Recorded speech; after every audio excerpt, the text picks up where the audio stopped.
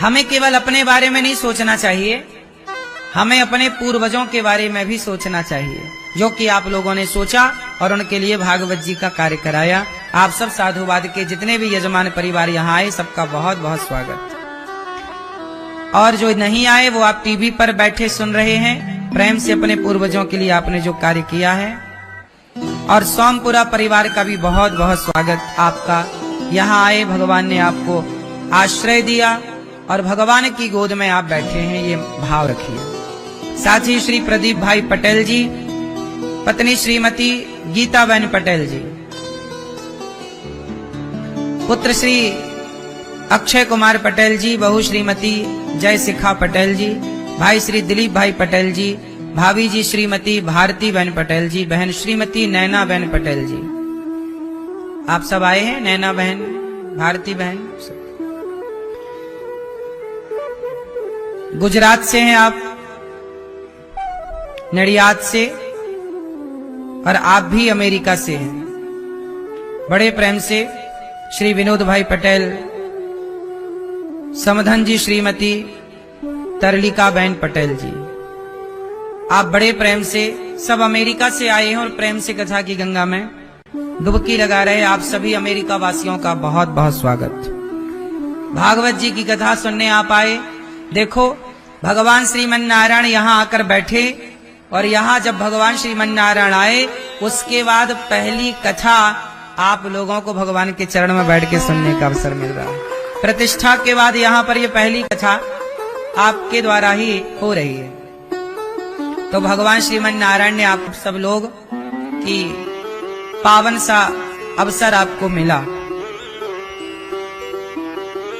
भागवत जी 18,000 श्लोकों का ग्रंथ है, 335 अध्याय हैं, 12 स्कंध भागवत जी में है। भागवत किसने सुनी, क्यों सुनी, किसने सुनाई, कहाँ सुनाई, ये तमाम सवाल से भागवत जी शुरू होती हैं। भागवत सबसे पहले कहाँ हुई जानते हैं? किसने किसको सुनाई? भागवत सबसे पहले बैकुंठ में हुई। किसने सुनाई? भगवान श्रीमन नारायण ने ब्रह्मा जी को सुनाई। कहां सुनाई? बैकुंठ में। फिर दूसरी बार भागवत जी कहां हुई? ब्रह्मलोक में, जहां ब्रह्मा जी ने अपने पुत्र देवर्षि नारद जी को सुनाई। बात समझ में आई? सबसे पहले भागवत जी किसने किसको सुनाई? भगवान श्रीमन नारायण ने ब्रह्मा जी को, फिर ब्रह्मा जी ने अपने पुत्र देवर्षि नारद जी को, फिर नारद जी ने बद्रिकाश्रम में वेद व्यास जी को भागवत सुनाई। किसने सुनाई? श्री नारद जी ने किसको सुनाई? श्री वेद व्यास जी को। कहां पर? बद्रिकाश्रम, बद्री विशाल, सरस्वती मां के तट पर, बद्रीनाथ जी सुना होगा आप लोगों ने। फिर वेद व्यास जी ने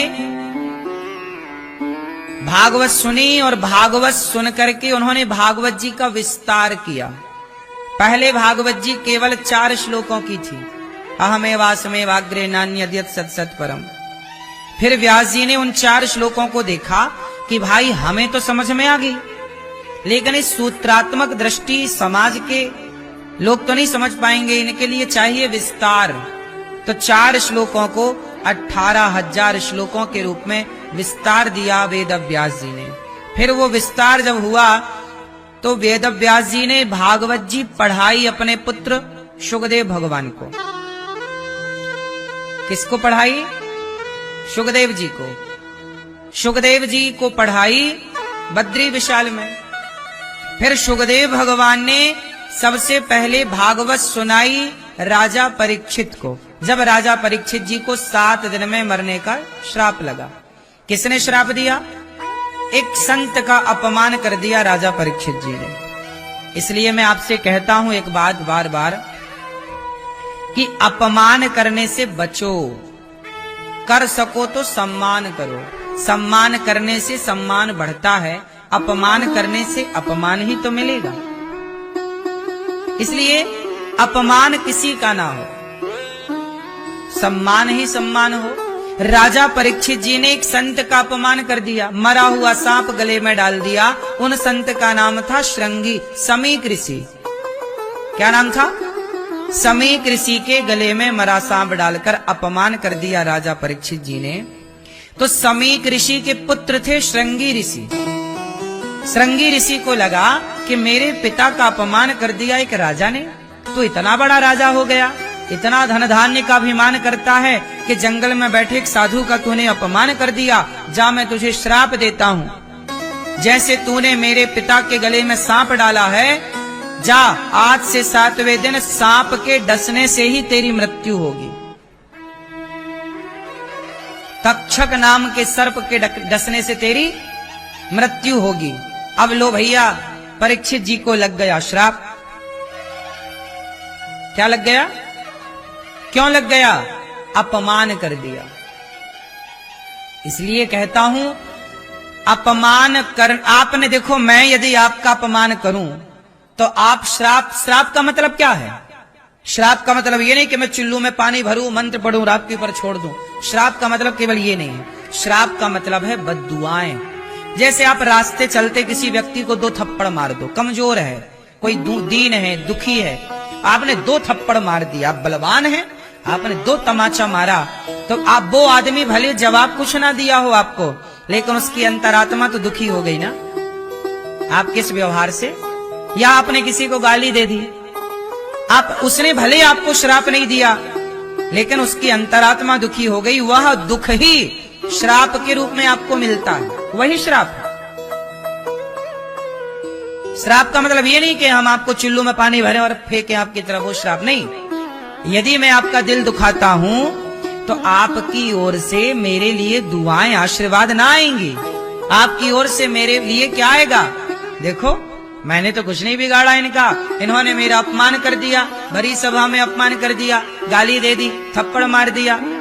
तो आदमी फिर उसे रात को नींद नहीं आएगी, वो आपके बारे में सोचेगा कि देखो उन्होंने मुझे मार दिया, उन्होंने मुझे ऐसा बोल दिया, देखो उन्होंने मेरा अपमान कर दिया। वो क्या है?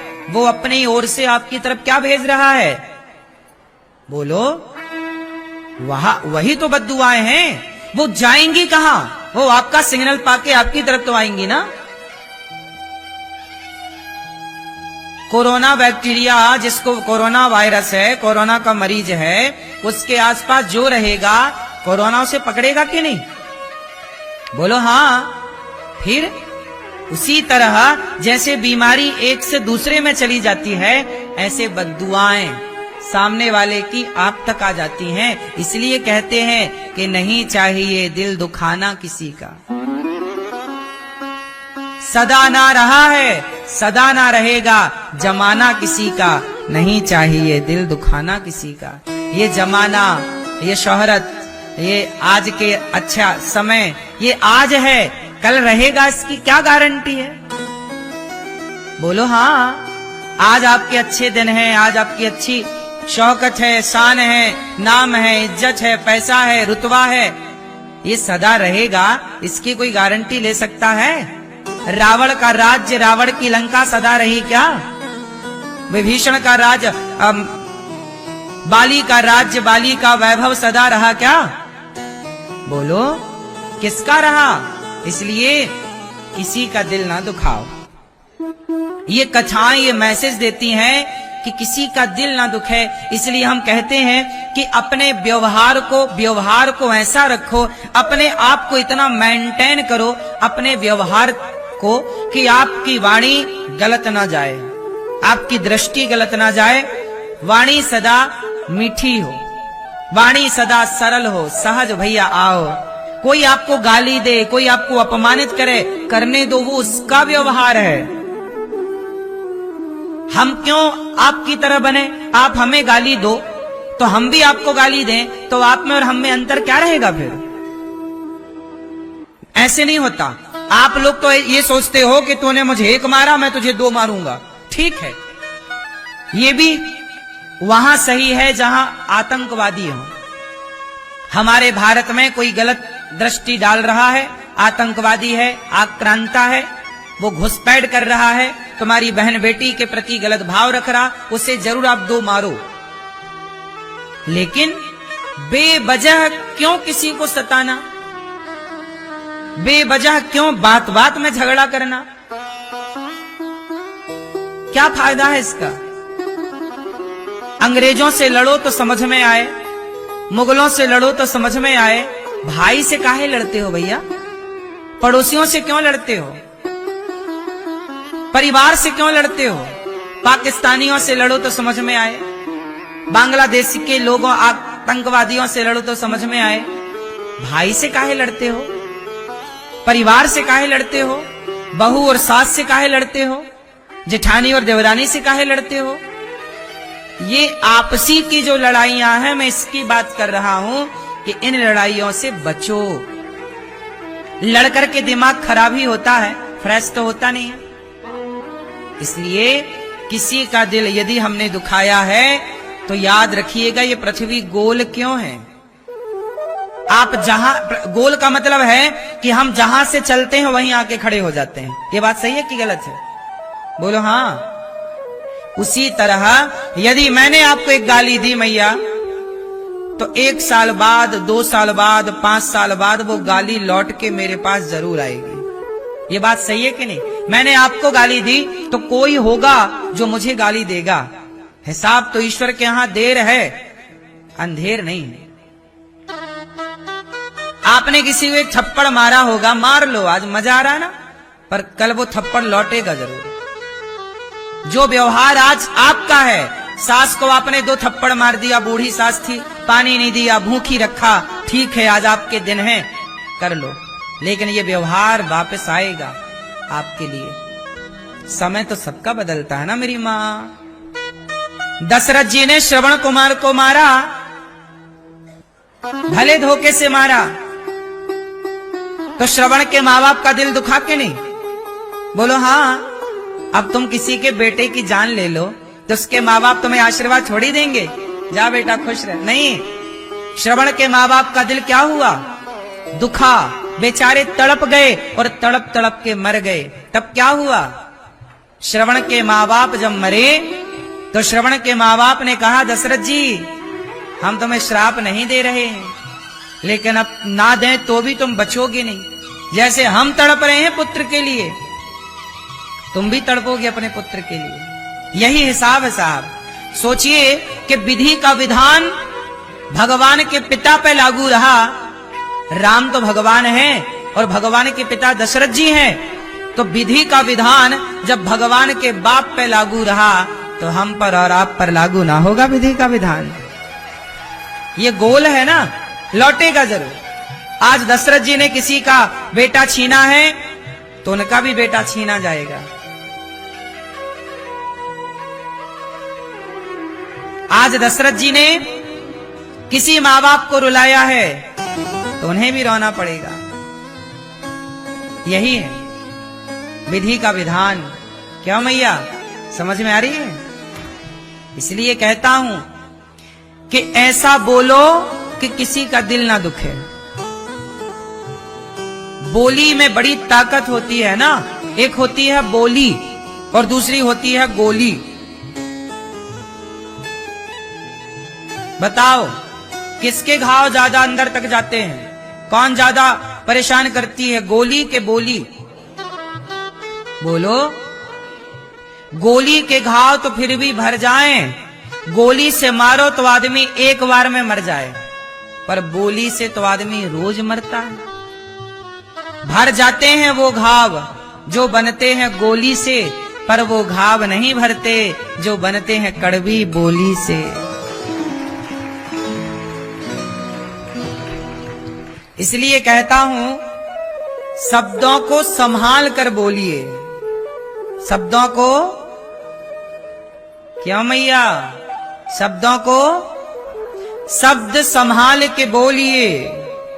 शब्द के हाथ न पांव, शब्द के हाथ पांव नहीं होते। शब्द संभाल के बोलिए, शब्द के हाथ न पांव। एक शब्द औषधि करे।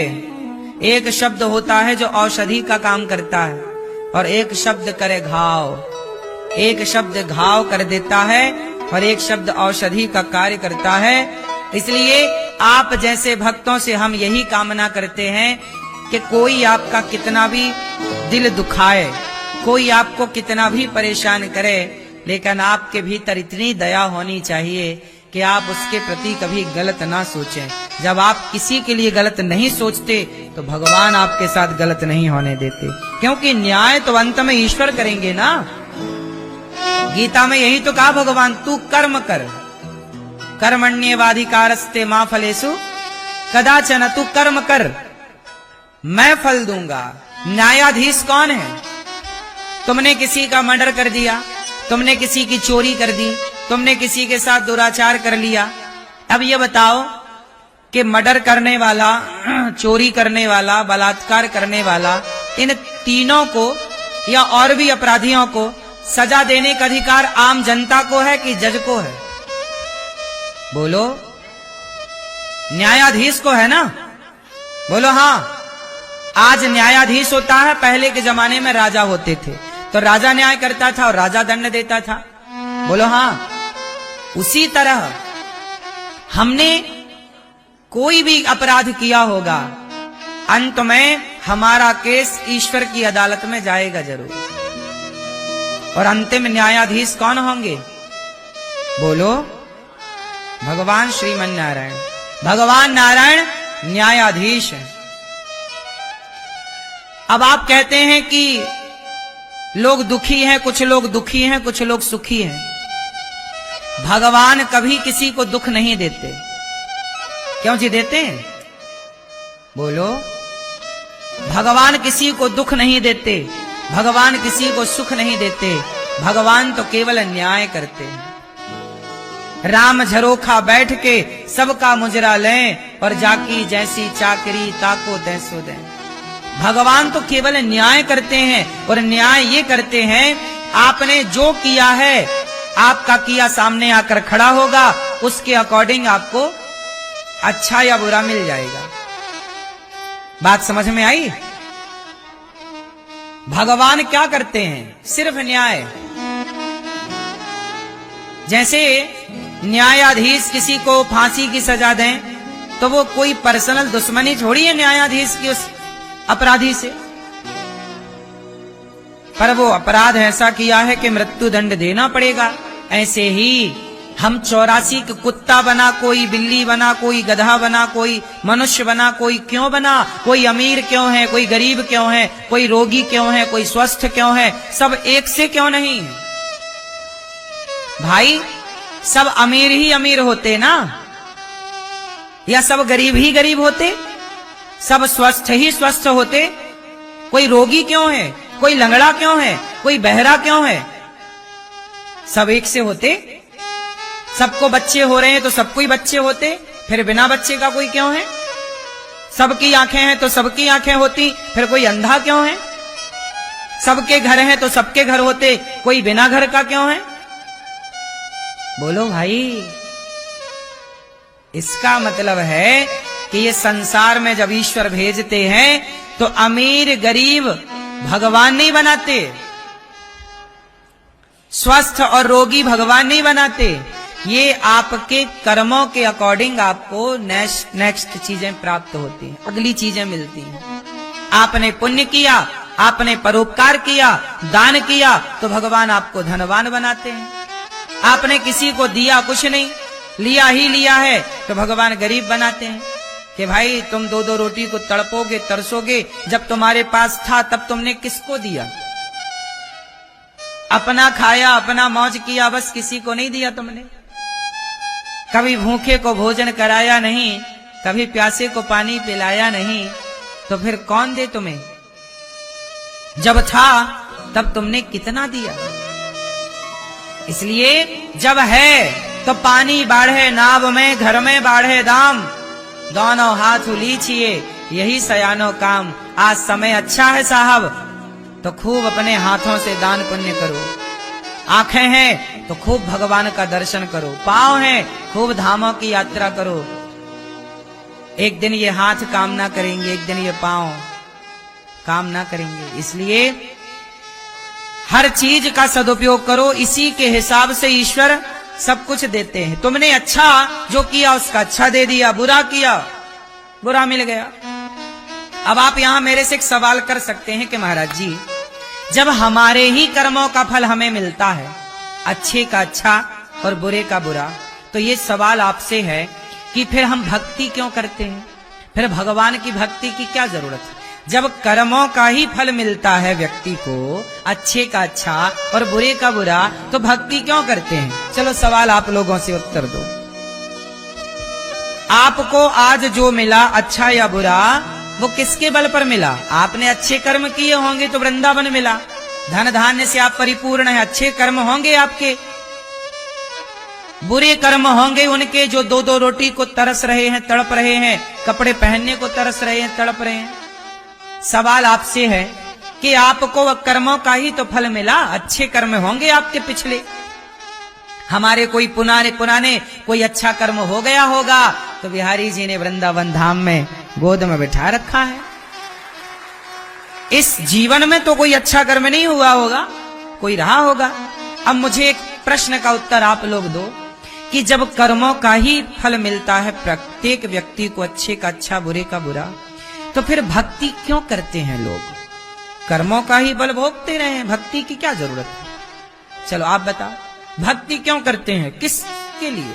जब कर्मों का ही हिसाब मिलना है, कर्मों का दंड ही तो दशरथ जी को मिला, कर्मों का दंड ही तो राम जी को मिला वनवास, कर्मों का दंड ही तो भीष्म पितामह को मिला बाणों की सैया।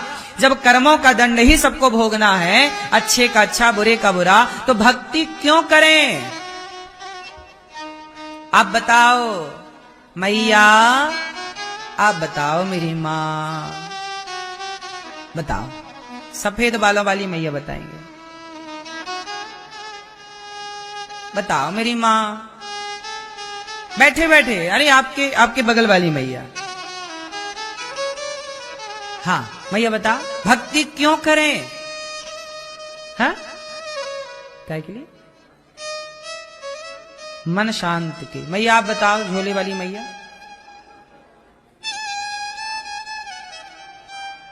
प्रभु को पाने के लिए। चश्मा वाली बहन बताएंगे भक्ति क्यों करें? मोक्ष के लिए। ठीक है, पीले भैया हैं।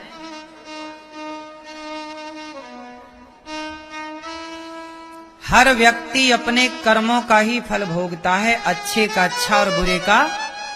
तो भक्ति क्यों करें? आओ इसको जानते हैं। भक्ति करने से क्या होता है? सुनो, चक्की चलती है ना, चक्की पुराने जमाने में पत्थर की चक्की होती थी, एक पहिया नीचे दूसरा पहिया। देखा आप लोगों ने कभी पुराने जमाने की चक्की? वो पहिए वाली चक्की जो होती थी वो सारे दानों को पीसती थी, क्यों भैया? लेकिन एक दाना है जो नहीं पिसता था। उस चक्की में एक जगह ऐसी थी कि यदि दाना वहां चला जाए तो नहीं पिसता था। क्या आप बता सकते हैं कि वो जगह कौन सी थी? सेंटर, कील, बीच में यदि दाना चला जाए तो वो, बोलो हाँ, बस इतना समझ लो। हम भक्ति क्यों करते हैं? हमारे कर्मों के अनुसार तो हम बार बार पिस रहे हैं, अच्छाई और बुराई में। क्या हो रहे हैं? पिस रहे हैं। तो भक्ति क्यों करें? यदि भक्ति करोगे तो भगवान अपनी शरण में बुलाएंगे। जब भगवान की शरण में जाओगे तो बार बार के पिसने से बच जाओगे। जैसे दाना चला गया कील के पास, एक खूंटे के पास, चलती चक्की देख कर दिया कबीरा रोए, दो पाटन के बीच में साबुत बचाना कोई। चलती चक्की चलने दे, पिस पिस आटा होए, और कीले माही जो रहे सो बाल न बांका होए। तो एक कील के पास जो दाना चला गया तो उसका बाल भी बांका। तो भक्ति इसलिए किए जाते हैं कि हमारे सारे कर्म समाप्त हो जाएं और हम कर्मों को, क्योंकि कर्मों के कारण बार बार जन्म मृत्यु होता है, इसलिए सब कुछ भगवान के चरणों में समर्पित कर दो तो ये आवागमन से मुक्ति मिल जाए और भगवान के पास रहकर फिर भगवान से कहें कि प्रभु भेजना संसार में, पर अपना दास बनाकर भेजना, सेवा का कार्य होता रहे। फिर भगवान के बनकर आओगे। अभी देखो, हमारे देश के प्रधानमंत्री जी हैं मोदी जी, जब ये प्रधानमंत्री नहीं थे तब भी ये विदेश जाते थे, पर विदेश तब जाते थे तो ये अपने खर्चे से, अपने पर्सनल काम से जाते थे। बोलो हाँ, आप लोग भी विदेश जाते होंगे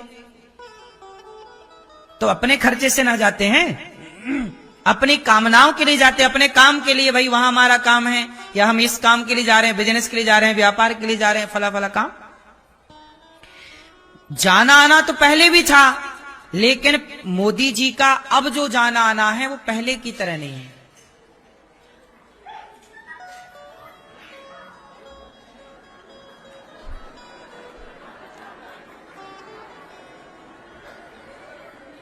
चलो, हनुमान जी का दर्शन हो गया आपको।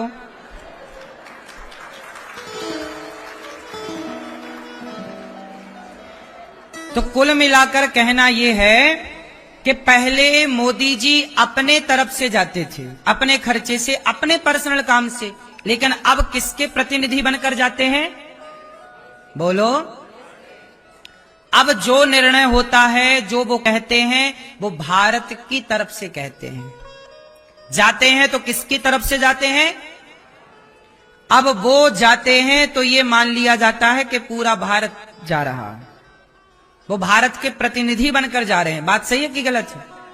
उसी तरह हम लोग आए, जन्म मृत्यु हुआ, अपने कर्मों के कारण हम लोग अपने बजट से संसार में आते, कुत्ता बिल्ली पशु पक्षी मनुष्य बनते रहते हैं। हम अपने कर्मों के कारण संसार में आए, फिर मर गए, फिर आए, फिर मर गए, फिर आए, फिर मर गए, बार बार जन्म मृत्यु जन्म मृत्यु। लेकिन मोक्ष क्या है? समर्पण क्या है? वो चक्की में एक दाना जो नहीं पिसा, उसका अर्थ ये है कि जब आप भगवान के बन जाते हैं, जैसे मोदी जी देश के प्रधानमंत्री बन गए तो वो देश के लिए जा रहे हैं, उसी तरह जब आप भगवान के समर्पण कर देते हैं तो आपके सारे कर्म हो जाते हैं नष्ट। क्या हो जाते हैं? जैसे ये सोना है, इस सोने में ना, जो आपने सोना पहना है ना, उसमें टांके लगे होंगे, क्योंकि बिना टांके के कोई आभूषण नहीं बन सकता। क्यों जी, बात सही है? हाँ या ना? तो इस सोने में आ गया है दोष।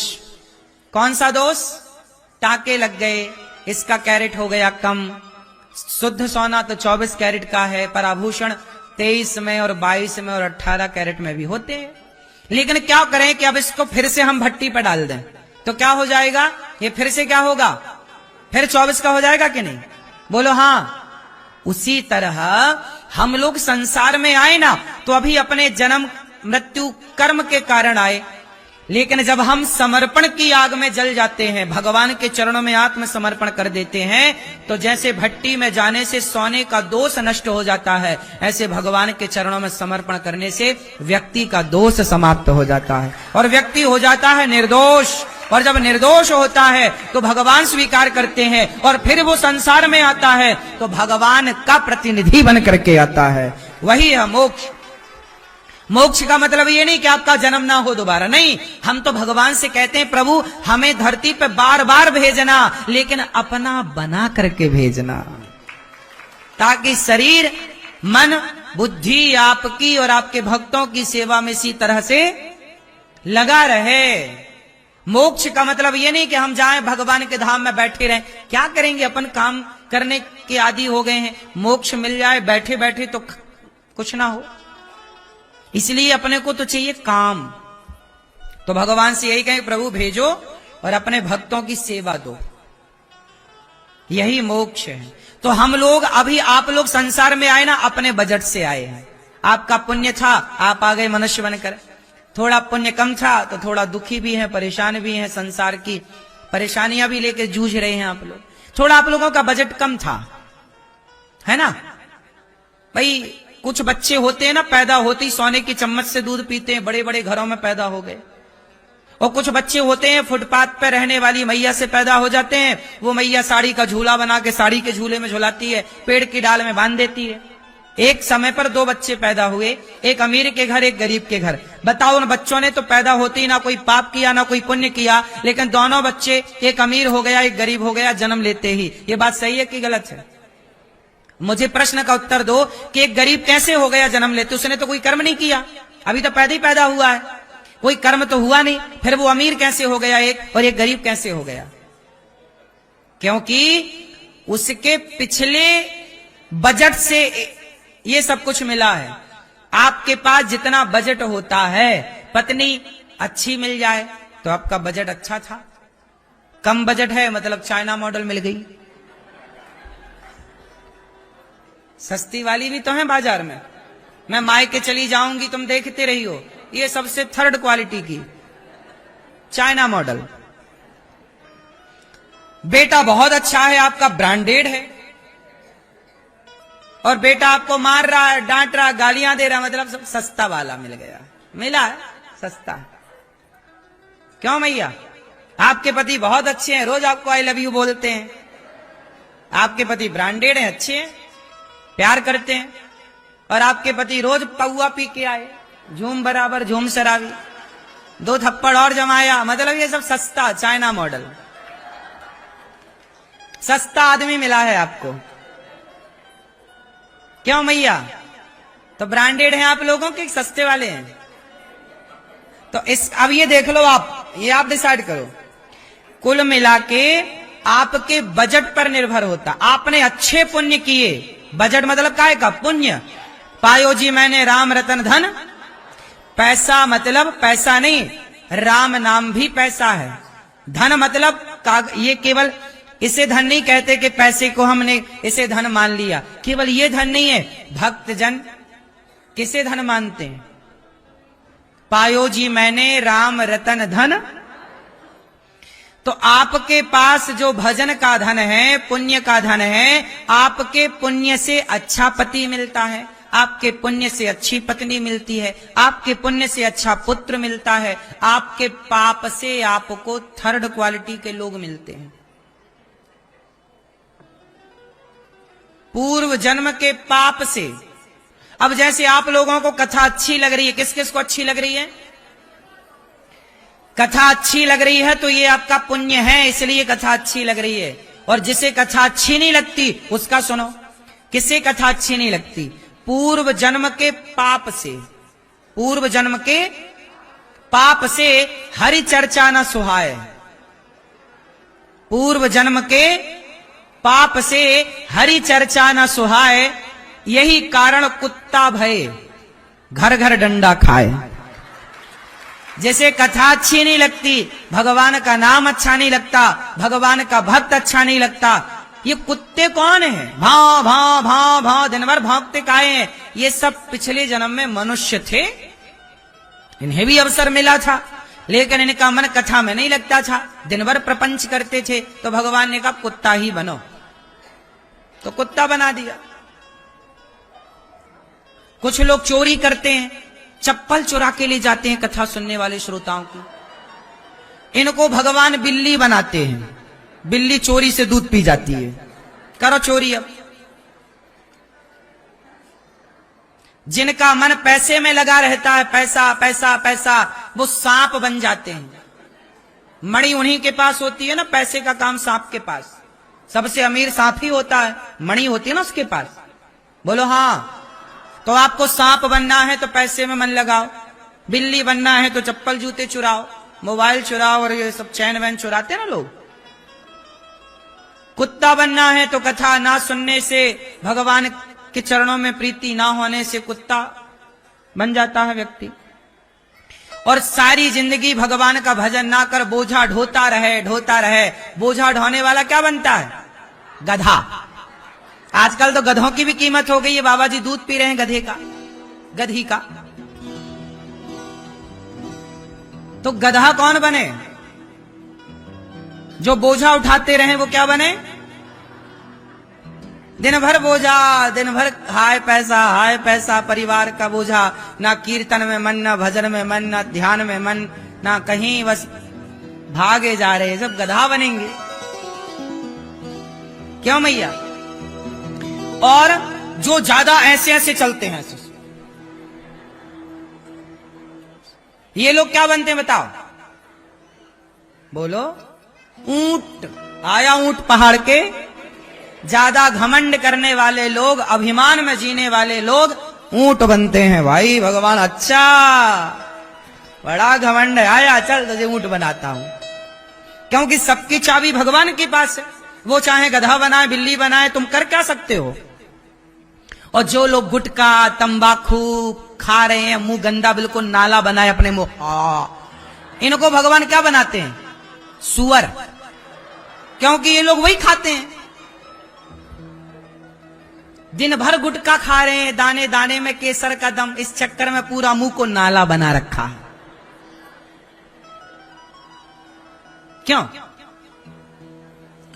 सुअर क्या खाता है? मलमूत्र खाता बेचारा, वही साफ सफाई करता सबकी। गुटखा खाने वालों के बिस्तर देखना जरा, तकिया के नीचे वही थूक देते हैं। तकिया उठाए थूक। इतने नालायक कोटि के होते हैं। कोरोना काल में तो तकिया के नीचे कोरोना के पहले थूकते रहे, और जब कोरोना में गुटखा नहीं मिला तो वही चाटे फिर।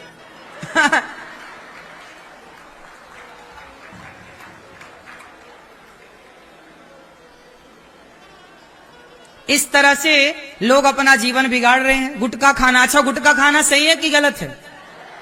क्यों? मैया, ओ लाल मैया, मैया राम राम, गुटखा खाना सही है कि गलत है? हाँ, तो गुटखा खाते हैं आप लोग? गुटखा ना खाओ, कैंसर और होता है, पैसे खर्च होते हैं, घर भी गंदा होता है, देश भी गंदा होता है, सड़कों में लोग थूक देते हैं। बोलो हाँ, पूरा सब सिस्टम खराब है गुटखा खाने वालों ने। तो ये सब सुअर बनेंगे अगले जन्म में। क्या बनेंगे? सुअर। तो सबके लिए भगवान ये इसलिए कहता हूं कि मनुष्य बने हो ना तो बड़े भाग्य से बने हो। राजा परीक्षित जी को श्राप क्यों लगा? संत का अपमान किया। हमने आपको निवेदन यही किया, कभी संतों का, कभी माता का, पिता का, वृद्धों का अपमान ना करिए। सम्मान देने से सम्मान बढ़ता है, अपमान करने से। तो भागवत जी राजा परीक्षित जी ने सुनी। किसने सुनाई? कहां सुनाई? सुखदेव भगवान ने शुकताल में राजा परीक्षित जी को भागवत जी सुनाई, गंगा के तट पर। तो भगवान नारायण ने ब्रह्मा जी को सुनाई पहले, ब्रह्मा जी ने देवर्षि नारद जी को, देवर्षि नारद जी ने वेद व्यास जी को, वेद व्यास जी ने अपने पुत्र सुखदेव जी को, सुखदेव जी ने राजा परीक्षित जी को भागवत सुनाई, और सूत जी ने शौनकादि ऋषियों को सुनाई, फिर गोकर्ण जी ने धुंधकारी को भागवत सुनाई। इतने इतने बड़े लोगों ने भागवत सुनी। फिर वही भागवत का आज रसपान आप लोग करने के लिए आए हैं। वही भागवत आप सुन रहे हैं।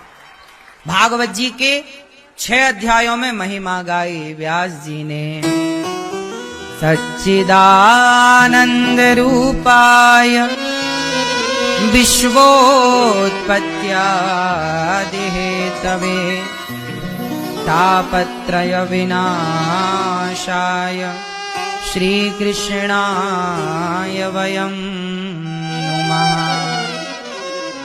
कृष्णाय वासुदेवाय हरये परमात्मने प्रणतक्लेशनाशाय गोविंदाय नमो नमः। सच्चिदानंद रूपाय विश्वोत्पत्त्यादि हेतवे तापत्रय विनाशाय श्री कृष्णाय वयं नुमः।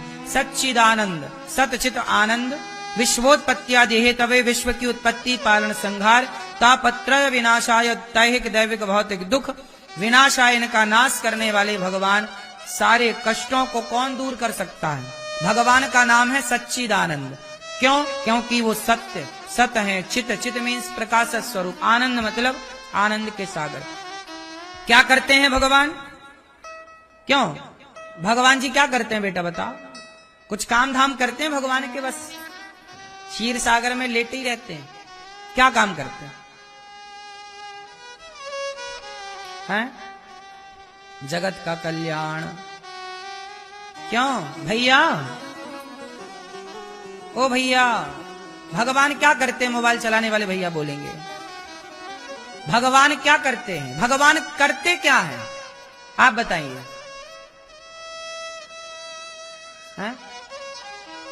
सब कुछ सब कुछ चलाते हैं, ठीक है, और क्या करते हैं? चलाते भी हैं कि रोकते भी हैं? क्या क्या करते हैं भगवान? आप बताओ मैया, आपके बगल में भैया, आप दोनों बताओ क्या करते हैं? भगवान का काम क्या? भगवान करते क्या है? क्या कारोबार है भगवान का? क्या धंधा है? सबका अच्छा बुरा देखना, ठीक? ये भैया बताएंगे। आप बताओ भगवान करते क्या है? नहीं?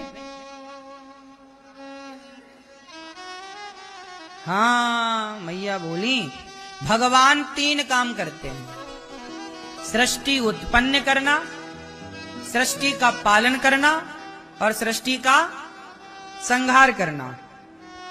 ब्रह्मा रूप से भगवान उत्पत्ति करते हैं, विष्णु रूप से पालन करते हैं और शिव रूप से। इन तीनों को जोड़ा तो पड़ा नाम God. GOD, G for generator, O for operator, D for destroyer. तो generator G for Brahma. Brahma क्या है? सृष्टि के निर्माता, जनरेटर। O फॉर ऑपरेटर कौन? भगवान। भगवान भगवान विष्णु, भगवान श्रीमन नारायण। भगवान नारायण 3 लोगों को प्रकट कर देते हैं। भगवान नारायण 3 रूपों में प्रकट हो जाते। नारायण तो अपना लेटे रहते हैं, लक्ष्मी जी पांव दबाती रहती हैं और भगवान आंख बंद करके सब देखते हैं। करता कौन है? भगवान नारायण 3 रूपों में प्रकट हो जाते हैं। नारायण के 3 रूप हैं, ब्रह्मा, विष्णु। इनमें कोई भेद? ब्रह्मा सृष्टि को उत्पन्न करते हैं, जनरेटर। ऑपरेटर कौन? भगवान विष्णु। और संहारक, डिस्ट्रॉयर कौन?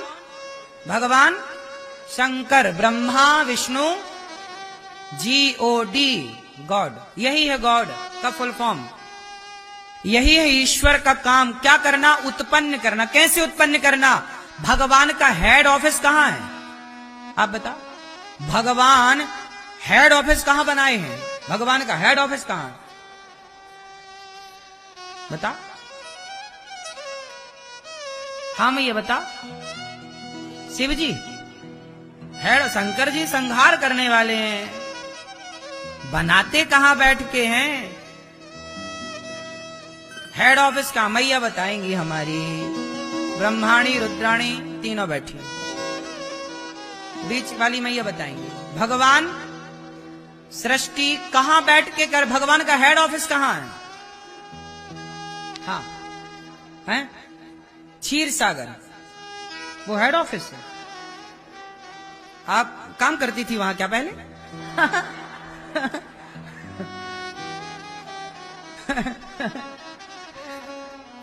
पहले आपकी जॉब वहीं थी ना? फिर आपको और प्रमोशन के चक्कर में यहां आना पड़ा ना? अच्छा है। भगवान का हेड ऑफिस है मां का पेट। मां का। आप लोग कहां बने? पेट में बने कि पेट के बाहर बने? क्यों भैया आप लोग कहां बने? ये आपकी आंखें, आपका मुंह, कान, मस्तिष्क, हृदय, पांव, हाथ, नाखून कहां सब लगा? कहां संबल हुआ सब? बोलो। मां के उदर में, मां के पेट में। भगवान का हेड ऑफिस कहां है? मां का गर्भ। कुत्ता का भी कहां सब निर्माण हुआ? वो मां है ना उसके लिए। तो पक्षी मादा मां है, वो शेरनी मां है, बिल्ली भी एक मां है, सरपणी भी एक मां है, मुर्गी भी एक मां है। बोलो हाँ। मछली भी एक मां है, ये सबके गर्भ में भगवान बैठकर सृष्टि बनाते हैं, हाँ या ना? पेट में ही ना सब बनता है। हम कहां बने? मां के पेट में। आप कहां बने? बोलो, बने? फिर तो हम सबकी आंखें, हाथ, पांव कहां के लगे? जब बन के तैयार हो गए तो भगवान ने बाहर कर दी डिलीवरी। लो भैया, तैयार है तुम्हारा प्रोडक्ट। बाहर आ गया। 9 महीने लगते हैं। हाथी का बच्चा भी कहां बनता है? पंखा, कूलर, फलानी कंपनी, मोबाइल कहां बनते हैं? उसकी अलग अलग फैक्ट्रियां हैं। सबको पता है कि ये चीज यहां बनती है, ये चीज यहां बनती है। लेकिन आपसे पूछे कि हाथी कहां बनते हैं, तो पेट में। मनुष्य कहां बनते हैं? पेट में। कुत्ता कहां बनता है? बिल्ली कहां बनती है? ये चराचर संसार जो तुम्हें दिख रहा है, अधिकांश या तो मां के गर्भ से पैदा हुआ या पृथ्वी माता के गर्भ से पैदा हुआ। पेड़ पौधा किसके गर्भ से पैदा होते हैं? किसान खेत में बीज बो देता है, मिट्टी से ढक देता है, ऊपर रहेगा, चिड़िया चुग जाएगी। बोलो हाँ। जरा नमी मिली तो पृथ्वी के गर्भ में ही ना बीज अंकुरित होता है तो गर्भ ना। फिर ये प्रत्येक फल देने वाले पेड़ पौधे, यहां तक कि हम लोग जो चावल, दाल इत्यादि पदार्थों का, फल का प्रयोग करते, सब पृथ्वी माता के गर्भ से ही ना पैदा हुए हैं। बोलो हाँ कि ना? इसलिए कहता हूं कि भगवान कहां बैठते हैं? भगवान मां के गर्भ में है। इसलिए मां को केवल मां ना समझो। मां का पेट, मां का शरीर भगवान का हेड ऑफिस है। मां तो है ही, वो भगवान भी है। भगवान वहीं आते जाते हैं।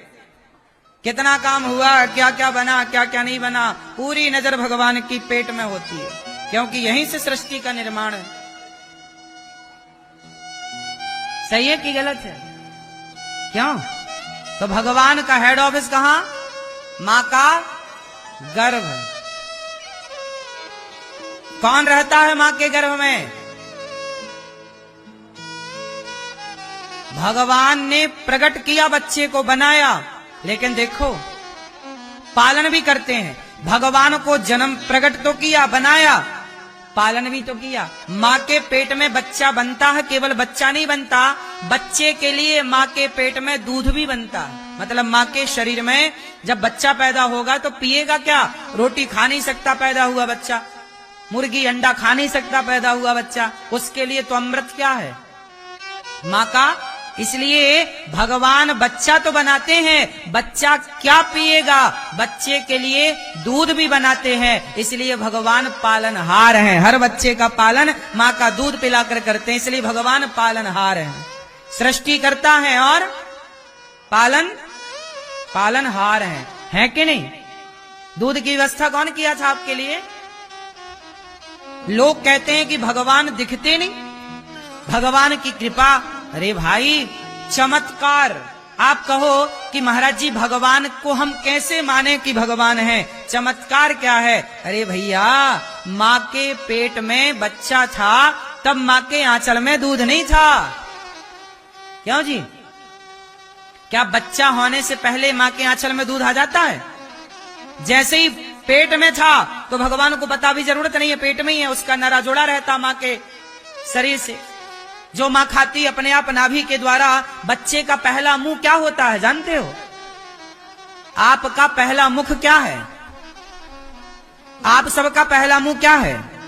आप सबका पहला मुख होता है नाभि। जब आप पेट में थे 9 महीने तो कहां से खाते थे? मुंह से नहीं खाते थे। तब कहां से खाते पीते थे? नाभि से। नरा जुड़ा होता ना, तो प्रत्येक व्यक्ति का पहला मुख उसकी नाभि ही है। नाभि मां का खाया पिया नाभि से ना अंदर गया। बोलो हाँ।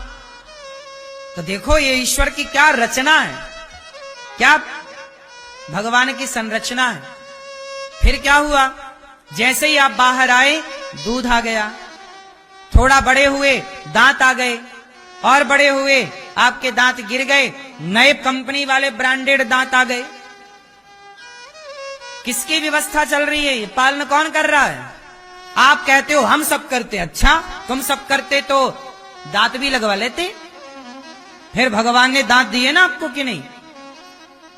बोलो हाँ। भगवान के दिए दांत धोखा नहीं देते। आजकल लोग 32 लगवाते। एक मैया की नकली दांत लगे थे, जरा हंसने लगी तो मैया ही करके दांत बाहर आ गए।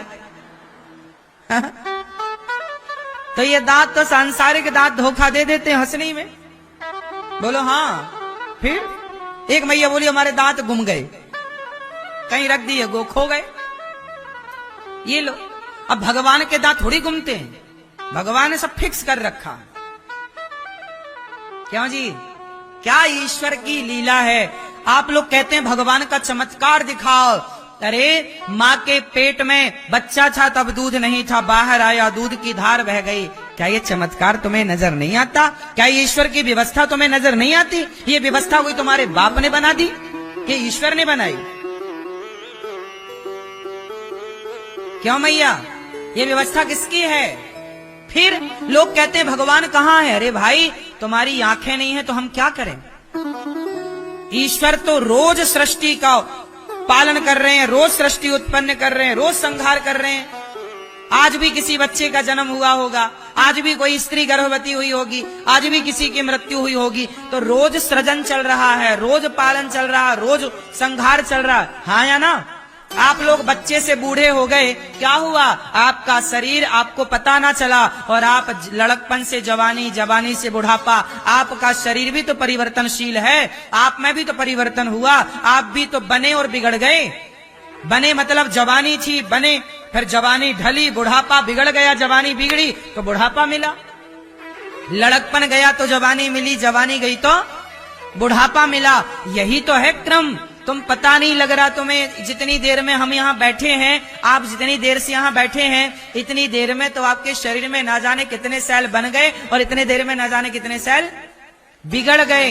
यही तो सृष्टि है, यही तो ईश्वर दिन रात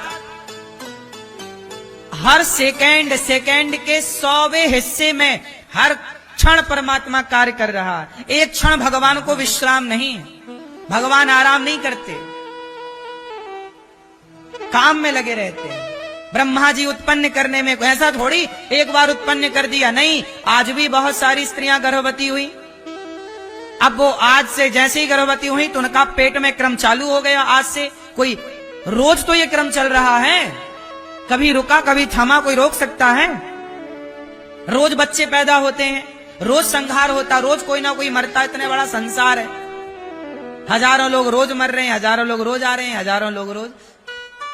फिर ये क्रम ना रुकेगा। यही सृष्टि, रोज सृष्टि चल रही है। इसी रोज की सृष्टि में एक दिन हम आए, एक दिन हम चले जाएंगे। यही चल रहा है ईश्वर का।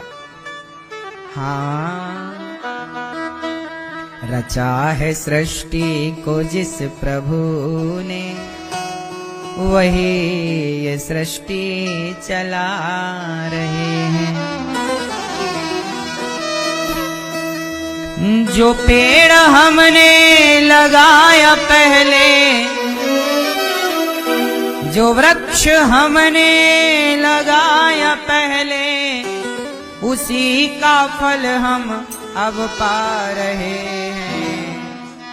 रचा है सृष्टि को जिस प्रभु ने, वही ये सृष्टि चला रहे हैं। जिन्होंने भेजा जगत में जाना, तय कर दिया। सुनो, मेरा तय है जाना, आप लोगों का है कि नहीं तय? अब अच्छा करके चलें या बुरा करके चलना तो है, तो क्या करके चलें? जिन्होंने भेजा जगत में जाना, तय कर दिया लौट के फिर से आना। जो भेजने वाले हैं यहाँ पर, जो भेजने वाले हैं वही फिर वापस बुला रहे। चलो हो गया काम, आ जा, छुट्टी। यही है जीवन का क्रम। आओ और जाओ, आए और चले गए, खत्म कहानी। कोई गया हंसते हंसते, कोई रो गया, अभी तो जगाया तुझे फिर सो गया।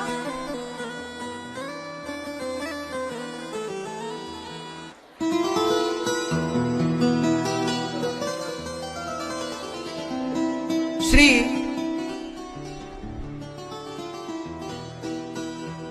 भगवान जी, सुखदेव भगवान राजा परीक्षित जी को भागवत सुना रहे हैं।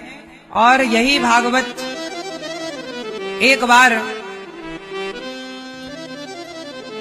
सूत जी महाराज से शौनकादि ऋषियों ने हाथ जोड़कर कहा कि हमें भागवत सुनाओ। तब सूत जी ने कहा, देवताओं को बड़ी दुर्लभ है भागवत। एक बार जब